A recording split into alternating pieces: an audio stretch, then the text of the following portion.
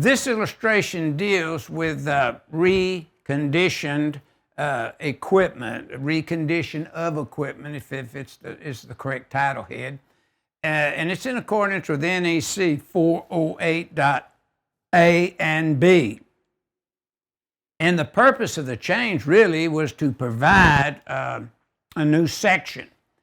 And this new section was added to address reconditioning, including a severe limitation in the parent language with respect to attempts to recondition smoke, fire, or flood damage type equipment. The opening text also includes provisions on part selection and recondition procedures from NEMA pertaining to recondition equipment based upon their paper.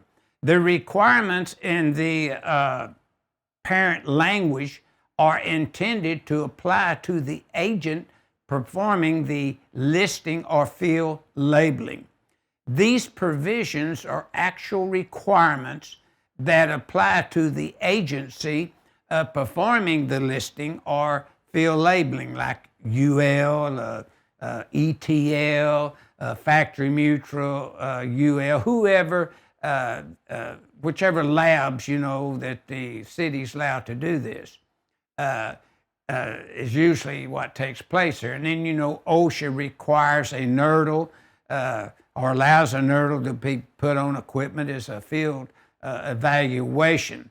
So these revisions are actual requirements that appear under the NEMA definition and subhead. They must be located here and not necessarily in the actual definition, but located to state what reconditioned equipment is.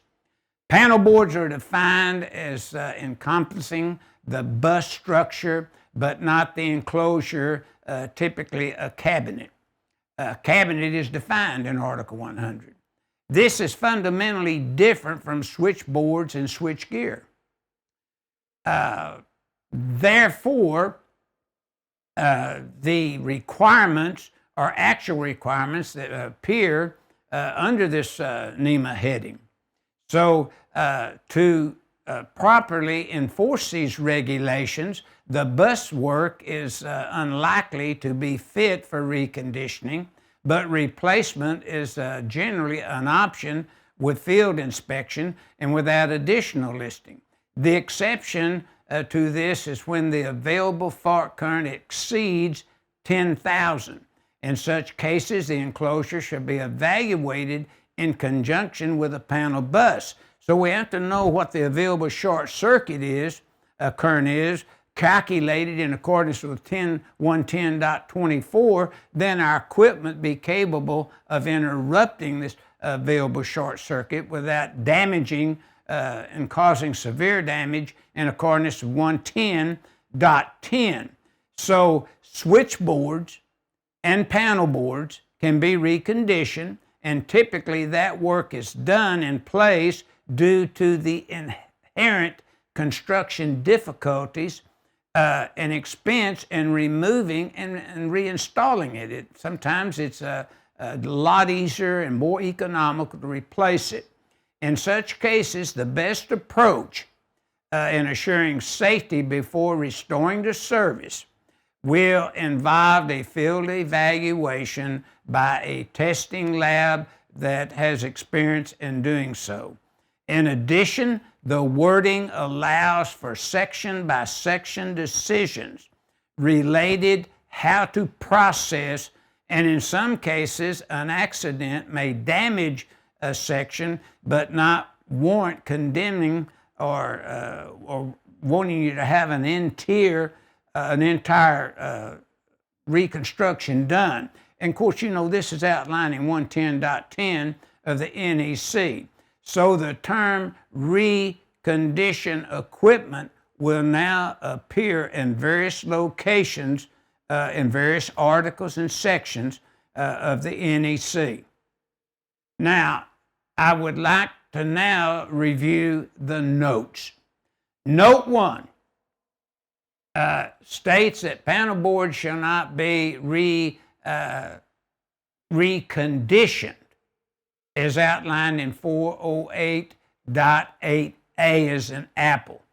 Note 2, panel boards can be replaced as outlined in 408.8A.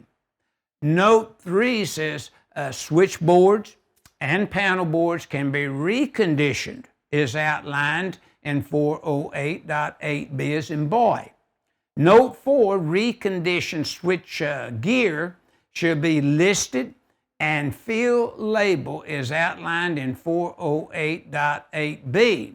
And notice coming out the gate in OSHA Subpart S in 1910.399, you can find all this information that we've been talking about on acceptance of equipment.